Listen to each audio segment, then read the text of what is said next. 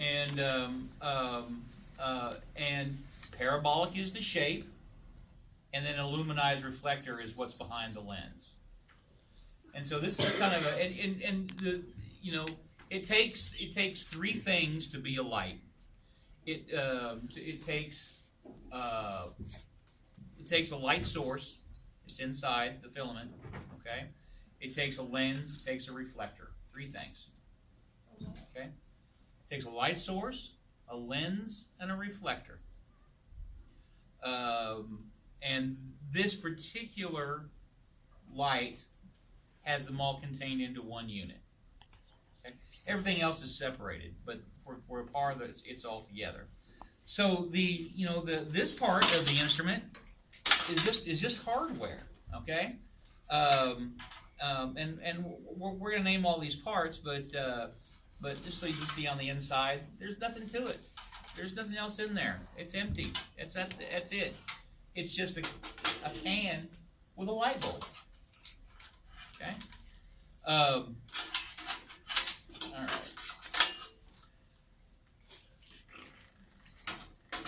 How do I want to put this? By the way, that's a lens keeper. That metal ring.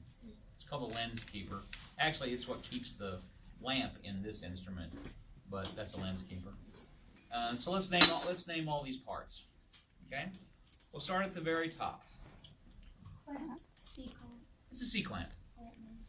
Okay. It's an Altman C-clamp. It is a very rigid, hard-working clamp. I trust this clamp to do just about anything when you're hanging a lighting instrument. It can support an amazing amount of weight. I've only had one fail ever, and I'm pretty sure the technician that was working it was crazy. And so I'm not sure that was the C-clamp's fault. And the C-clamp attaches to this U-shaped bar. This U-shaped bar is called a yoke. This instrument is not in very good repair right now, so it's hard to hold. It's missing this side handle here. We'll get that in a minute. This U-shaped bar is called a yoke. Y-O-K-E. Okay. Like. Thank you, sir. Before I'm done, remind me to change the roll. Okay.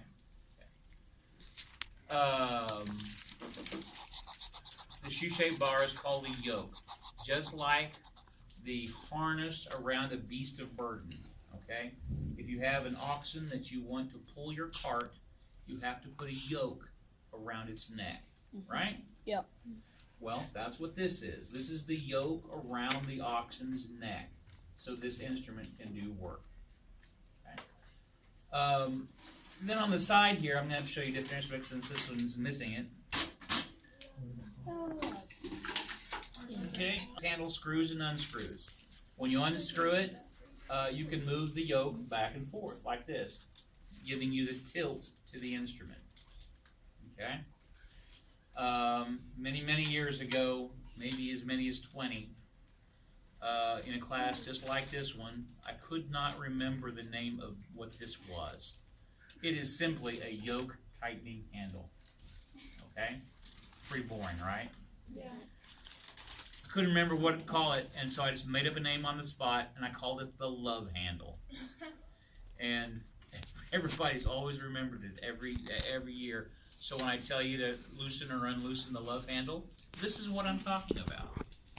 Okay? So we have the C-clamp, we have the yoke, we have the love handle.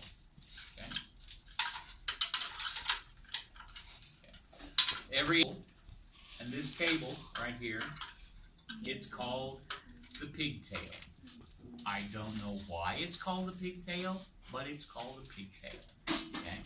Maybe it's because you can, coil it up like this and I guess after a while it looks like a pigtail. I don't know, but that's what it's called. Okay? The pigtail ends in this. Okay? This is a male 20 amp 3-pin stage plug. It is the plug of theaters all over the United States. Okay? This is it. This is the standard. This is the one. This is called a male 20 amp 3-pin stage plug. Now you'll understand the 20 amp portion better when we talk about electricity. Okay? The male portion, well, if you don't understand why it's called a male plug, you're going to have to ask a parent. And the 3-pin stage plug, that's just the type of plug that it is. All right? And this is common to almost theaters only. Okay? You're not going to find this plug out anywhere else. Now, at churches, and many churches are equipped. They have more theatrical equipment than most theaters. Okay, churches, they have what's called a male 20 amp twist lock, and a twist lock is a grounded Edison. You'll pick that up in a little while. A grounded Edison that you plug together, and then you twist, and it locks the plugs together. And for some reason, churches got that plug. You go to any church, and you're going to find that plug. Go to any theater, you'll find this plug. Actually, I think we got the short end of the deal. I'd much rather have twist locks. Because, you know, part of the problem is sometimes you plug these in and they don't stay together.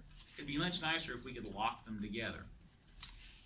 But anyway, this is the plug that we deal with, and you'll notice that every plug in our theater is a 3-pin stage plug. Okay, so you gotta know what this is. All right. So far we have hit C-clamp, yoke, love handle, pigtail, 3-pin stage plug. Okay, and let's go back to the part 10 now, and we can continue about it. We can continue its parts. Okay. On the inside of the instruments, there's going to be different things. Okay, depending on the kind of instrument you have. On the inside of a part can, like I said, there's not a whole lot. Find the ceramic, and wherever the ceramic is, that ceramic is the lamp housing. Okay?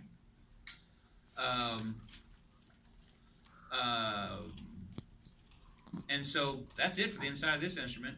We have C-clamp, yoke, pigtail, 3-pin stage plug. We should have a love handle. This one's missing it. Then we have the par lamp, the lamp keeper or the lens keeper. We have the instrument housing. We have the lamp housing. And then we close it up. And so all of this structure right here would be the instrument housing. Okay. And in every instrument, you're going to find a lot of these. Hole, hole, hole, hole, hole, hole, hole, hole, hole. Holes all over it. Okay? These are ventilation holes. These instruments produce a lot of heat. A lot of heat. And if there was no way for this instrument to breathe and cool down a little faster, and the heat was all contained inside this unit, the lamps would just burn out real fast, and they wouldn't be much good. But these holes allow the instrument to live longer, and let some air pass through it and cool it down a little bit. Even though it has a lot of ventilation, when these have been on for just a couple of minutes, maybe even not a couple of minutes, they get really, really hot.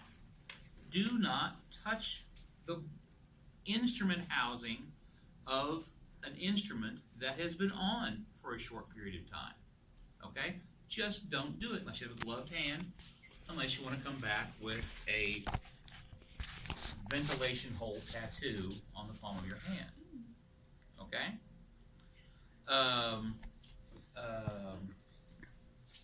Okay. So other than that, all we have is hello. That came out really smoothly, didn't it? Yeah.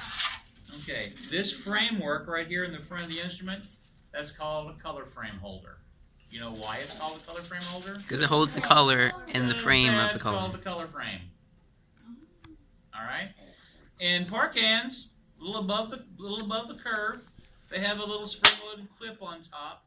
So once you put the color frame in, you can lock it in place. Okay?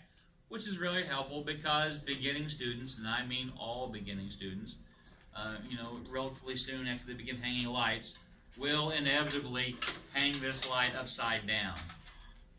And for a par can, not a really big deal. Everything's going to be fine. This is going to stay in.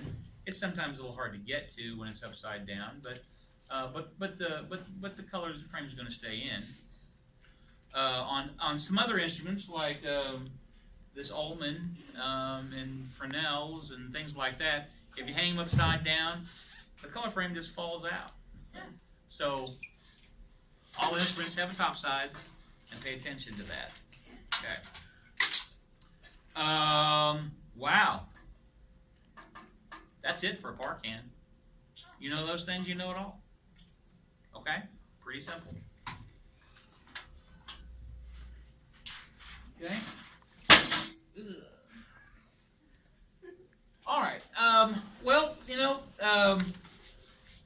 No real focusable qualities to a par 64.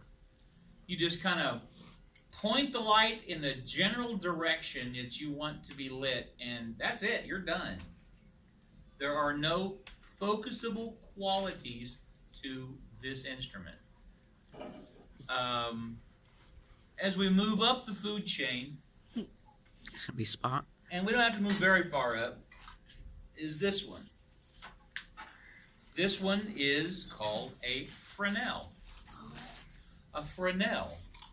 It is spelled capital F, R-E-S-N-E-L. Fresnel. Fresnel. By the way, all these instruments, if I forget to say it, all these instruments come in different sizes. Okay? This is the small Fresnel. It's a 6-inch Fresnel. They also come in 8-inch, and they also come in 12-inch. Although unless you go into the movie industry, will never see a 12-inch Fresnel. Theaters just don't have them. Okay? We almost all have 6s. A few of us will have 8s. Nobody does 12s. Except the movie industry does 12s. And they're huge.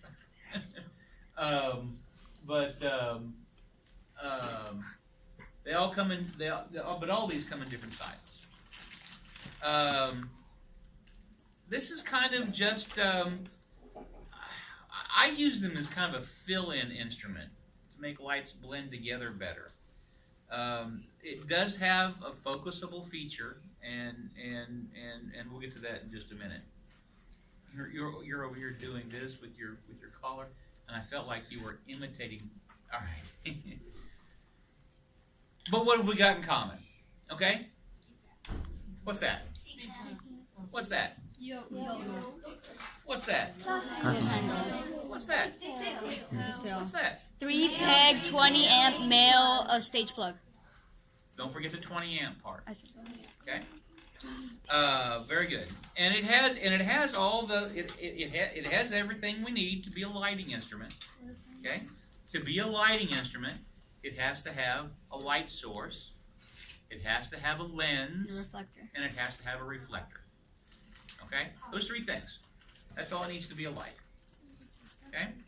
And, well, in fact, this Fresnel has what's known as a serial bowl reflector. Okay? that little serial bowl reflector back there. It's got that. It has a lamp housing right here. We know that because it's ceramic. Whenever you're looking for the lamp housing, look for the ceramic, and there you go. That's it. Okay? So it has a way to accept a lamp.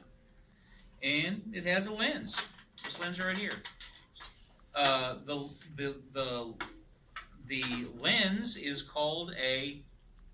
It's very dirty too. The lens is called a step lens. Can you send it to me? It's kind of an inexpensive lens, as lenses go, because it's a molded piece of glass. And that's what it looks like. Okay. It is a representation of a much more expensive lens, and the lenses that these other instruments have. Okay, but for now, this works out fine. You'll see that it has it's a series of concentric rings. They are actually cutaways to shape a beam of light like a PC lens, but only like a PC lens. It's not. And then on this side, it has kind of a dappled surface. Okay, it's not glassy, it's dappled, and that's to even out the field of light. Lens simply drops into the instrument, and there is a lens, and then a lens keeper, just like that, on top of it, keeps it in place. Yes, dear? Okay. But here we go again. C-clamp. C-clamp. Yoke. Yoke. Pigtail. 3 3-peg, 20 amp, stage clamp. Plug. Plug. What is this? The instrument housing. Instrument housing. Instrument housing. And what's this? Love handle. What are these holes over here? Ventilation. Oh. Ventilation holes. See, you guys know it already. Okay. What's this instrument called? A Fresnel. No. Good. All right. 8. Is that 8? This is 6 instruments. Oh, okay. We don't have any 8s Okay. at this theater. We just have 6. Okay. Okay. So and so the instrument housing we saw on the inside. So you know all the parts to this instrument now. That's fantastic. Okay. So we're going to take a little pause right here, since we just merely alluded to this, but we didn't talk about it. This is the lamp that goes in this Fresnel. It's called a BTN. Okay? This is called a BTN. Those letters are very important, but they don't mean anything. Okay? Well, that's good to know. When I go to order a lamp for this instrument, I have to order a BTN. There are some other variations of that I could order for this lamp, changing its photometrics, but the one that we standardly use is not this one. I was thinking, well, that doesn't sound right. No, we typically use a BTL, which is a little different. And that little 3-letter insignia is called an ANSI code. ANSI. And it stands for American National Standards Institute. I've heard of it. Okay. And the ANSI code for the United States has been, golly, it's probably what zoomed us ahead in manufacturing in just about all aspects. Yeah. All right. ANSI code sets the standard for just about everything. Okay, and that's what allows you to. I don't know. Go buy anything with if you want to change the air filter on your air conditioner. There's going to be an ANSI code that tells you what size and density of filter this air conditioner needs. Now, you can have lots of different manufacturers, but for them to receive that ANSI code, they have to meet a certain standard and guidelines to be able to be sold as that ANSI code. Same thing for lamps. Okay, we have lots of manufacturers of this lamps, and some are fairly inexpensive, and some are very expensive. And so, what's to prevent the a manufacturer wanting to manufacture that very expensive lamp, but use only substandard parts? It's the ANSI code. Okay, this lamp has to follow some rigorous guidelines to be called a BTL. Okay, and that lets. Is that me or somebody else?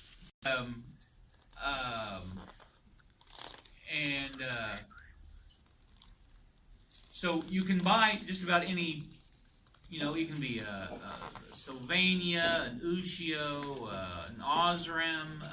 Lots of different manufacturers, are going to manufacture this this lamp, and you'll get the same output as from another manufacturer. That's very important. Okay.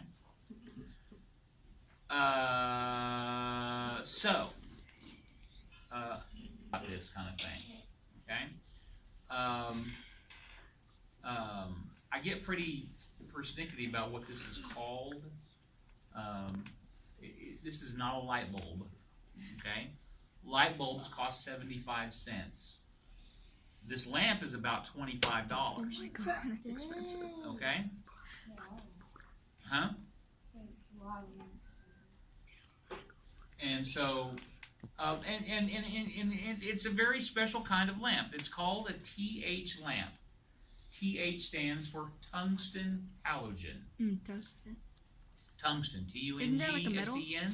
Tungsten is an element. Element. Tungsten and halogen is also an element, and it's an inert gas. And that's what the tungsten is the filament on the inside of the bulb, and halogen is the inert gas that fills the bulb on the inside. Okay. Now these are these elements are selected very carefully because of their properties, and when we pass, okay, let's say you're out camping, and there's a campfire, and there's a stick in the fire, and you pick it up, and it's burning, right? Okay, hold it up. It's emitting light, correct?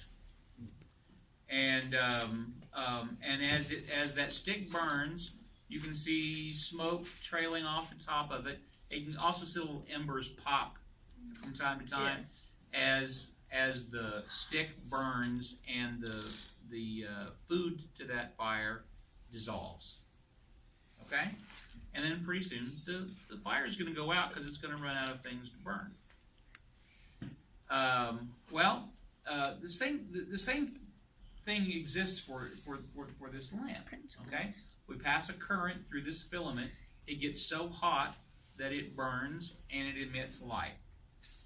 Okay, and just like our stick, as it burns, parts of it are going to flicker and flame and burn off. Okay, well, as bits of carbon and tungsten burn off of this filament, okay, it's going to go out into this inert halogen gas. The gas is going to capture it, cool it down, bring it back around, and redeposit it onto the filament, where it can cycle through many lifetimes. Okay, and that is a very important element of this lamp. Letting it last. This lamp will probably last about 2,000 hours. Oh. Okay. On the whole time? What? on the whole time or That's scattered? Yeah, that- like lifetime. Like yeah, that's you only count the time when it's on. Yeah. Okay. And that makes it, and that's one of the reasons that it costs $25, right? Okay. Okay, so there's a bit of value. Also, a very important thing about this tungsten halogen lamp, a TH lamp, is that you should never touch it with your fingers. Oh yeah. Okay? No matter how clean, and mine aren't even clean, but no matter how clean your hands are, you're going to leave behind a fingerprint. Oil. It's oil. Okay? And just like a frying pan, as you heat up oil in a frying pan, the parts of the pan that have oil on them are going to heat up hotter, faster. Right? Mm-hmm. Okay. Well, if the glass of this bulb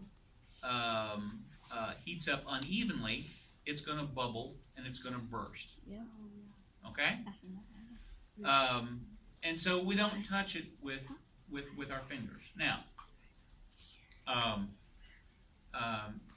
you know, when you're putting lamps in things and it's gonna happen. Okay? And you know, not that long ago I would have said, don't do that. But I don't know why this has never really occurred to anybody, but I was a church called me out to change lamps in some of their moving lights, and that's a pretty big deal because the lamp of a moving light might cost $800. Okay, and so there's very specific directions and safety precautions and blah blah blah.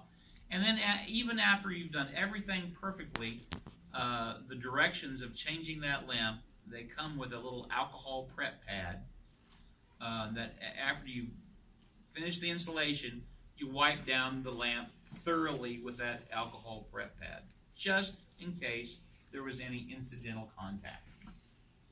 And so I'm thinking, why don't we do that with regular lamps? There's no reason. And so I keep alcohol prep pads in my desk. And so if you happen to touch, you know, one while you're changing it, come get a prep pad and clean the lamp, okay? It's not that hard. And why I'm doing that, why I'm doing this, I'm going to go ahead and also tell you this. Never, ever, ever, ever, ever, ever, ever, ever, ever touch one of these if it's been on. I mean, even if it's off now, it just used to be on. Don't touch it. They are hot, and I mean hot. Okay? The glass on this lamp gets so hot that it's actually molten glass as it is lit. Okay? It is the vacuum and the shape of this bulb it's the vacuum of this bulb that helps keep its shape. Okay?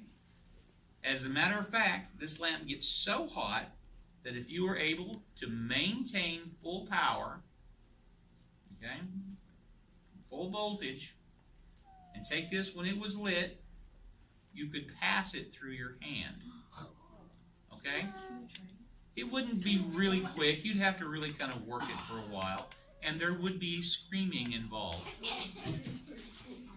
But the wound would be self-cauterized. Okay? That heat's going to seal that wound off really good. You'll be able to look at your hand like this. Hey, hey, hey, hey. You'll no longer be able to take change at 7-Eleven. Okay? Somebody last hour said, and the magic tricks will be much better. Oh, yeah. And there might be other advantages. I don't know. It's terrible.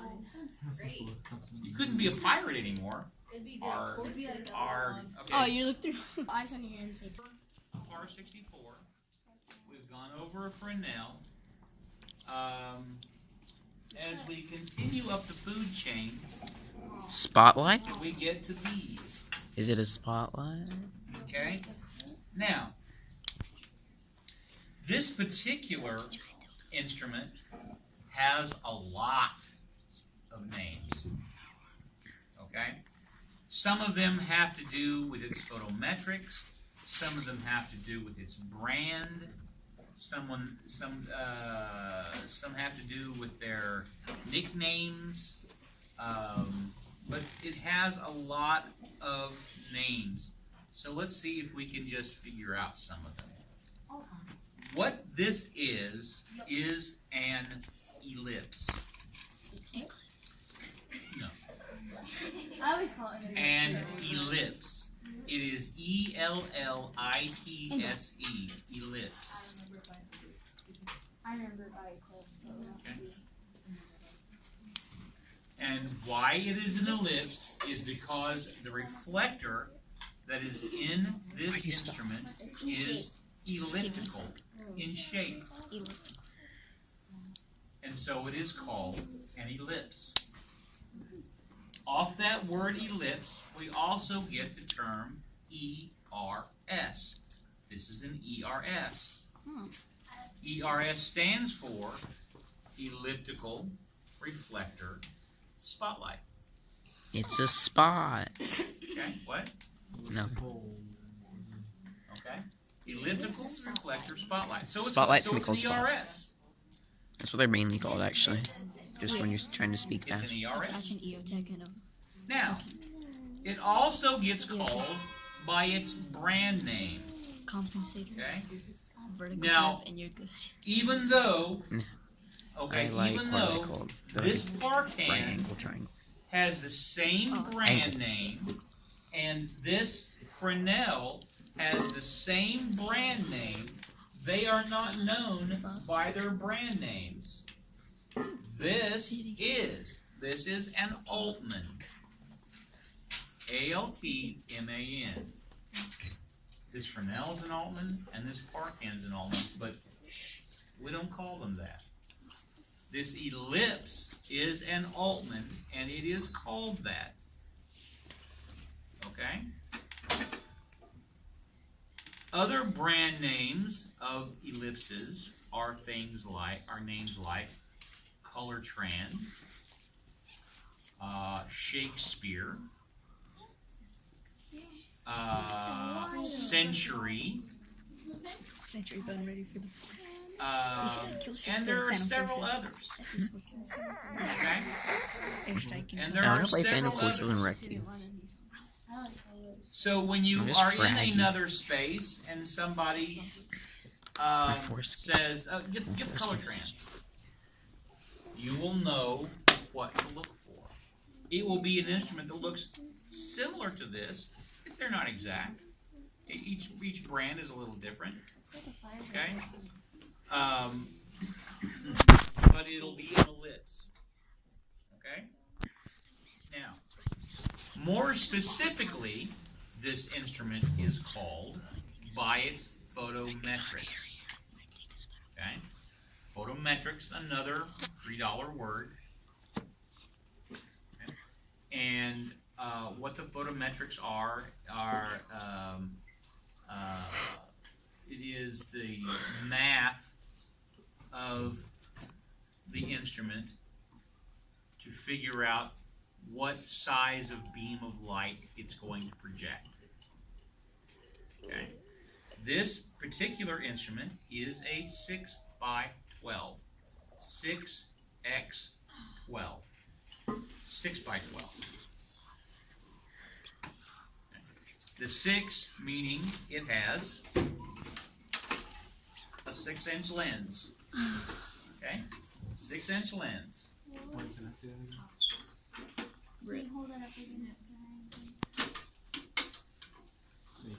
You're welcome. Sorry. I didn't hear you.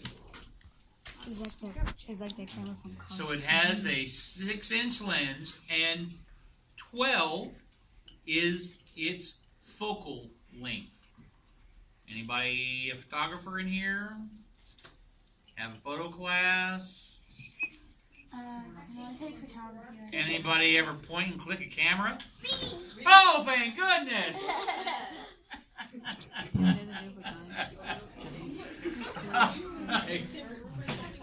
Well, the focal length of a camera, I identifies the distance of the lens to the film, okay, and will determine at what distance things will be in focus for that camera. Okay, that's the focal length. For a lighting instrument, the focal length is the distance between the light source and the lens, and that will determine the size of the beam of light that comes out of the instrument. Okay? Pretty simple. Yeah. Maybe not the math part is simple, but the knowledge of how it is arranged is simple, right? Yes. Okay. There are also 6x9s, 6x22s. Oh, but those are good. There are 8x12s, 8x9s. Different, and all of those being Altmans, maybe, or color trans, or centuries. Okay.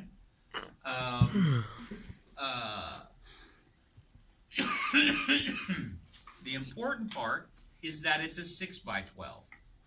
So before I hang this instrument, knowing that it's a 6x12, I can at least guess to how much coverage that beam of light is going to provide me. Okay? All right. We're not going to go over the parts of this instrument because they're going to be identical to the next one. Okay? Now, as we move up the food chain, we finally get to this one. Okay? This is the industry standard for theatrical lighting. This is what every theater wants to have. Everything for lighting in theater is geared towards this instrument.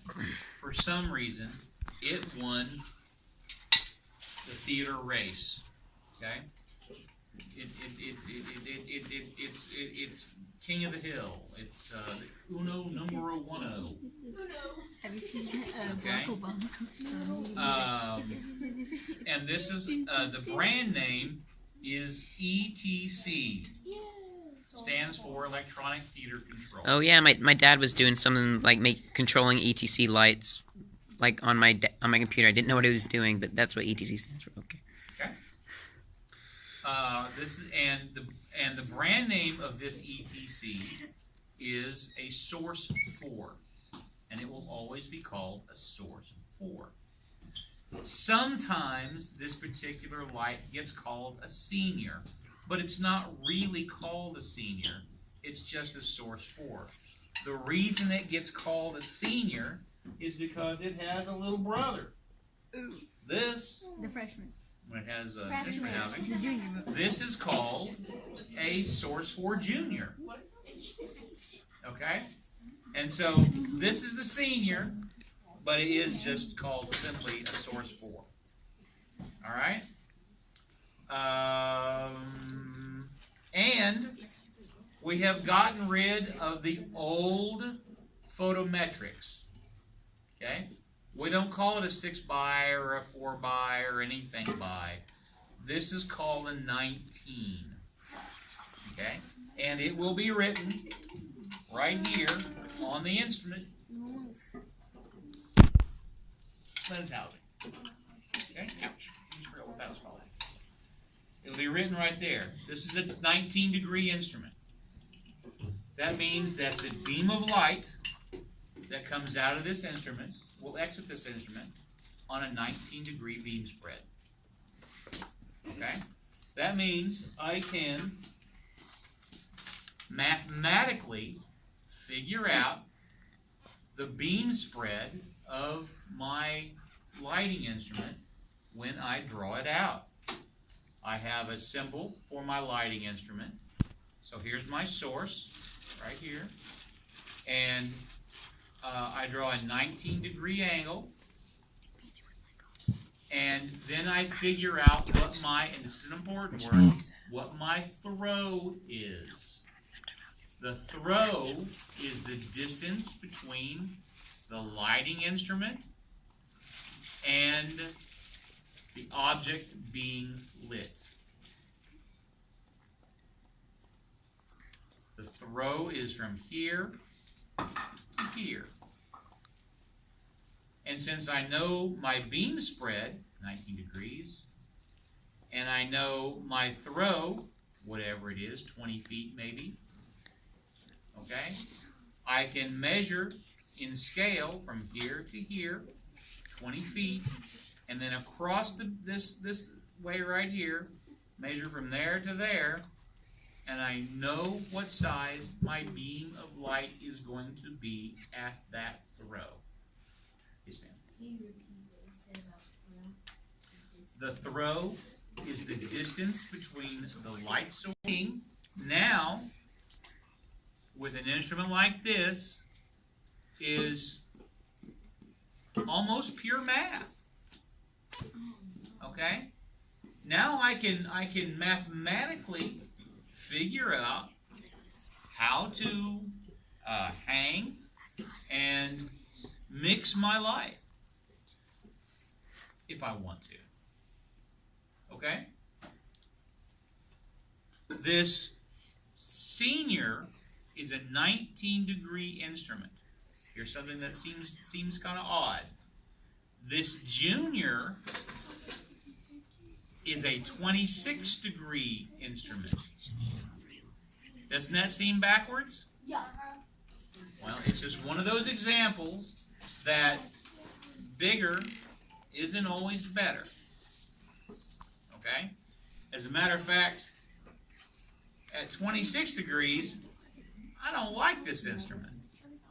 At 19 degrees, I wish I could get it smaller. I'm always looking for money to make this a 10-degree instrument. It requires a special lens. Okay? Oh dear. Because the more narrow my beam spread, the more specific I can make my stage lighting. If my 19-degree instrument at the throw that I have to work with creates a 25-foot pool of light on stage, which is huge, okay? Maybe a 10-degree, or not maybe, a 10-degree instrument is going to produce probably more like a 12-foot beam of light on stage, which is, for me, more desirable. Okay? Plus,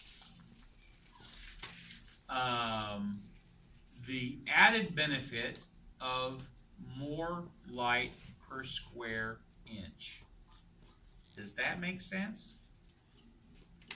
Because the lamp between that 10-degree and that 19-degree instrument is going to be the same lamp.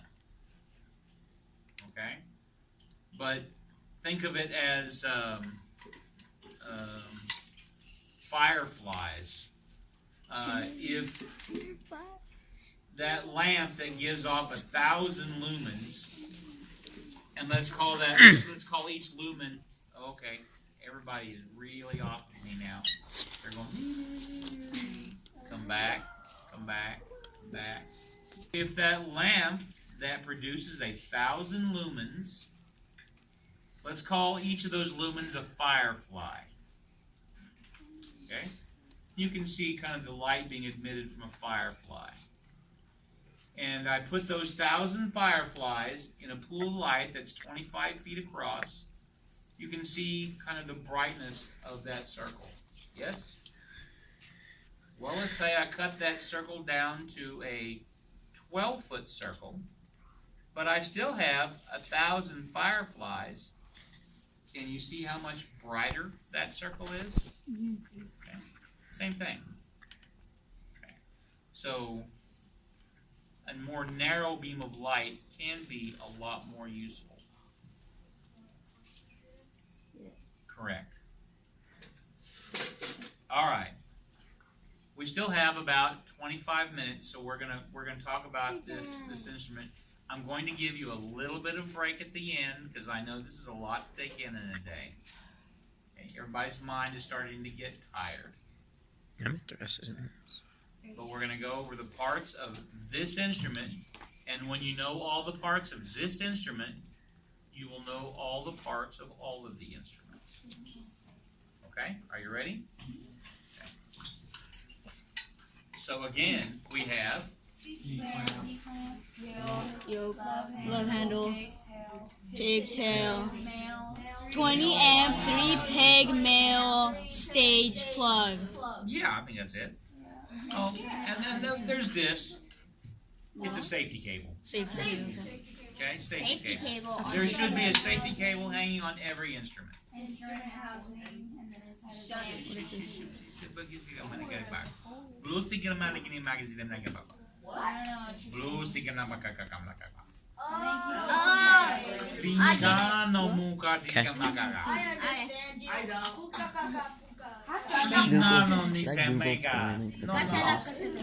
I Google formula and click on image?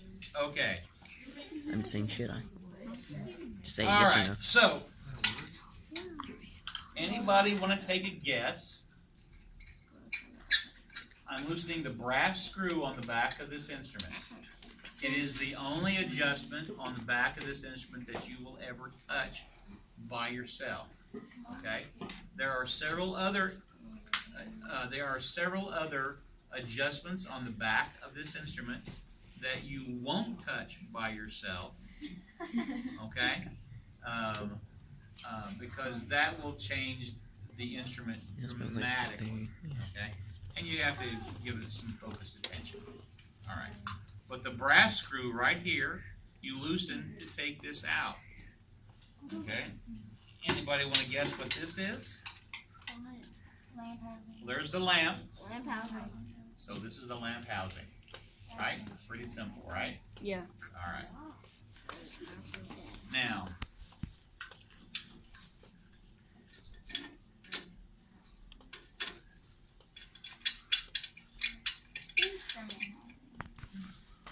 okay, so What are the air vents on that? this part of the instrument is instrument housing, okay? And the ventilation holes are a little different for this instrument. They're back here like this. They're in here, like so. You see all this? There's an extra walled body right here. So they go the full length of this Oh, so it's like for air to get around It's like a jet the engine. lamp. Okay? So that's the ventilation for A this jet instrument. engine. Okay? It does kind of look like a jet engine. All right. No, just the intake outtake system. I need a table. Okay. So, now, you have to be, well, there it is, okay. You have to be kind of careful because these two knobs look exactly the same, but they have very different purposes, okay? This knob is the focus knob, okay? It is what's going to let you take the barrel in and out of, well, I'll say that better. Let you take the lens tube in and out of the barrel. Okay. So let's cover those parts. Okay. Instrument housing. This forward part of the instrument housing is called the barrel. Okay. And the part that fits inside the barrel is the lens tube. Okay. And the part that tightens them together is the focus knob. Okay. On a source 4, we have an additional knob right here that when it's loosened, you're able to turn the entire, hello, needs a little yeah, they oil. loosened it enough. You're able, there it is. You're able to turn the entire barrel around the instrument.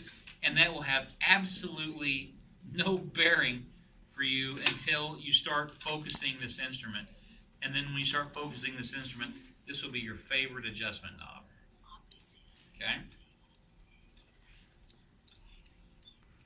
one of the great things of working with an ellipse is that ellipses have these. Okay? These are called shutters. Okay? And a shutter has the ability to Balance. block off part of the beam of light. Okay? So now we can shape the beam of light with our shutters. So if there is something, is that a nickel? No. oh, you're expensive. Okay. So as we light things on the stage, we don't want the audience to see the things that we want to hide from them, right? Yeah. So as we light something on the stage, if that happens to light something we don't want the audience to see, we can now cut that light off an edge off that light to prevent them from being able to see it. Okay? That is a huge advantage in the focus of a light. Okay?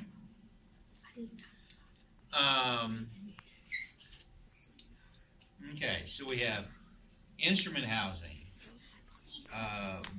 Color frame keeper right here. This one is spring loaded, so you push it to one side to fold it down. Okay? And then it just flips up all by itself. Hello. I can send it through Google Drive. Google Drive has you can have a terabyte of. And this? No. It's only gonna be like 2 gigabytes, less than. No. Have you ever I guess you have. Just upload it to YouTube. Okay. Upload it to YouTube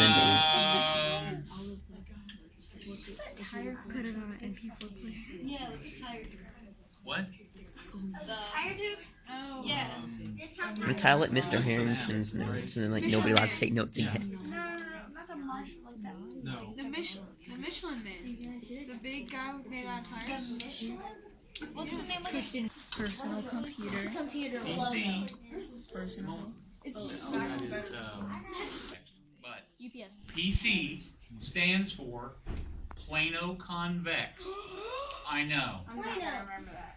Okay? That's- Plano meaning flat on one side Oh, my friend lives and convex on the other side. What about Plano? Plano convex. It's the shape of the lens. That's all I'm saying. Okay.